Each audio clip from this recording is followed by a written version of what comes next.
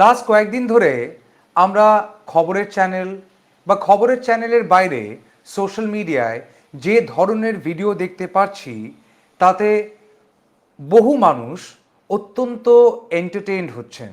শয়ে শয়ে বাংলাদেশি নাকি উদ্ধার, এবং তাদেরকে চিহ্নিত করার যে গুরুদায়িত্ব মিডিয়া নিয়েছে, সত্যি প্রশংসনীয়।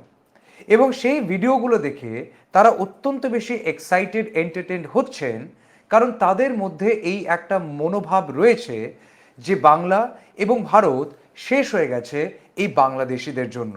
কত সালে এসেছিলেন বাংলাদেশ থেকে? ওটা তো আমার তখন তো বাচ্চা, তো তখন আমার কোনো ছিল না, জ্ঞান ছিল না কত সালে হয়েছে। কত বছর আগে এসেছেন? মোটামুটি আমার এখানে আসা হয়ে গেছে 35-এর উপরে হয়ে গেছে। কোথায় ছিলেন প্রথমে?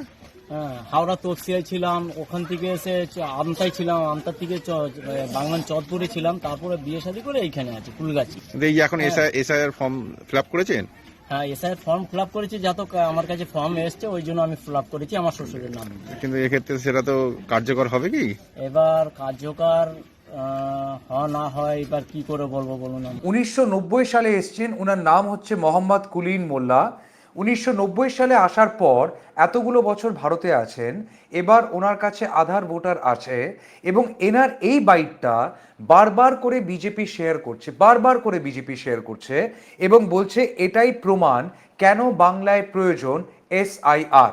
এই যে 35টা বছর উনি থাকলেন, এই 35টা বছরে এই মোহাম্মদ কুলিন মোল্লা কতবার ভোট দিয়েছেন আর কতবার তার ভোট পেয়েছেন আমাদের দেশের নেতারা। আপনি বলছেন অনুপ্রবেশকারী আমার দেশের জন্য একটা খাতরা, মেনে নিলাম। তাই মোহাম্মদ কুলিন মোল্লা যদি একটি খাতরা হয়, মোহাম্মদ কুলিন মোল্লার সঙ্গে যদি অসীম মণ্ডল বা মিস্টার মুখার্জি বা সরকার কেউ ঢুকে থাকে, তাহলে তারাও একটা থ্রেট। কিন্তু সেই জায়গায় একবারের জন্য কেউ প্রশ্ন করছে না যে 1990-তে বা 1990-র পর সকল অনুপ্রবেশকারী বাংলাদেশ থেকে যারা এসছে তারা ভারতবর্ষের জন্য একটি থ্রেট।